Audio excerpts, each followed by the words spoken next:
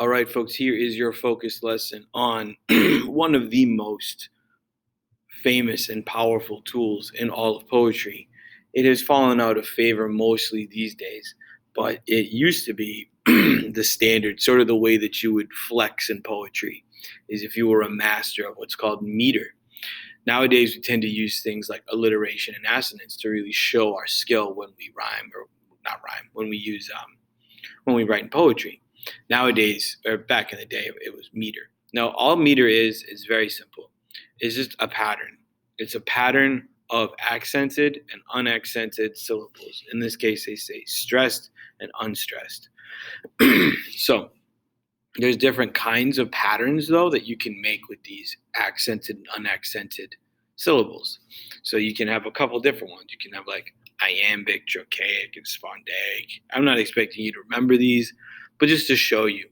And I'll read it out loud, and you can see they boldface the accented sound. That time of year thou mayst in me behold. That time of year thou mayst in me behold. That's an iambic pattern. Accented or unaccented followed by an accented syllable. Trochaic, we would have tell me not in mournful numbers. I forget what the next line of the word is. Tell me not in mournful numbers. There you go. And then you got spondaic, which is kind of like screaming at you.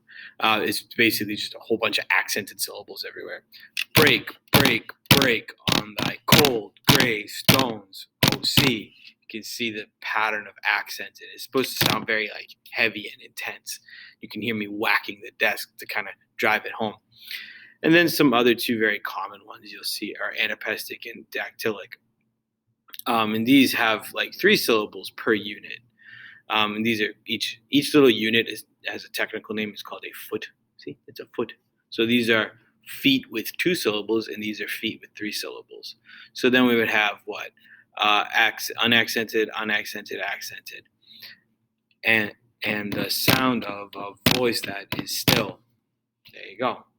Dactylic would be kind of the opposite. We have accented followed by 2 unaccented. This is the forest primeval, the murmuring pines and the hemlock. Kind of cool, right? So you can see the pattern of accented and unaccented syllables. And again, we're just playing with this today. This takes like a lot of practice to really get good at, and you got to hear it and you got to kind of immerse yourself in it. Figuring out lots of words that have the same beginning or sounds in them, not necessarily as cool or as difficult.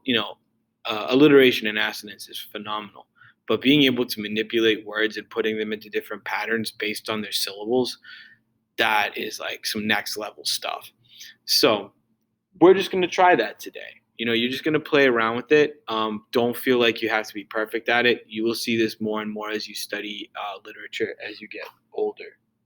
So anyway, I will link to this document. This is actually from the University of Pennsylvania Writing Lab, just so that you can see it and maybe get a little bit more information if you want to learn more about it. And they have a ton of other cool resources here as well.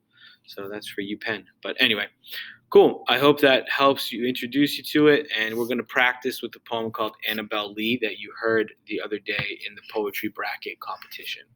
So take it easy. And if you have questions, do not hesitate to ask.